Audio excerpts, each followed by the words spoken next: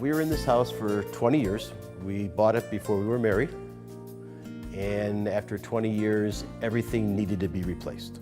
I had held off actually starting the process because I didn't want to. I wanted to stay married, and I knew that this process would involve a lot of decisions. The Pinellis had been thinking of this for probably about 4 years. Mr. Pinelli is more of the cook in the family, so he was very concerned with the appliances, the layout of the kitchen so that things would be where he needed them to be. Lynn does more of the cleanup, so she was more concerned about the dishwasher, the sinks and faucets.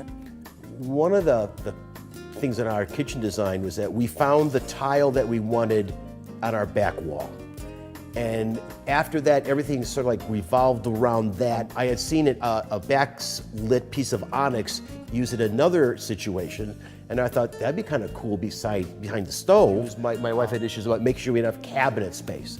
So at one point we thought about putting cabinets on either side of the hood and the stove.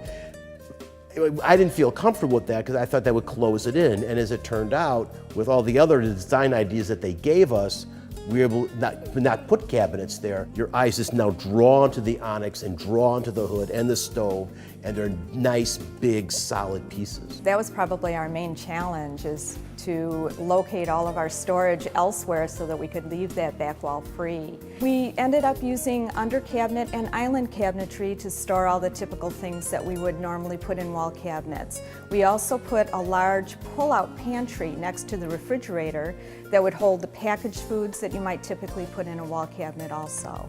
And we were fortunate that we have a butler's pantry off of the kitchen, so we were able to locate massive storage there. We have tall cabinets there that house many of the items that would normally be stored in the kitchen, but that aren't used every day. Many people might elect to have a standalone refrigerator and a standalone freezer, but typically when you do that, you're taking up quite a bit of room, up to possibly 6 feet.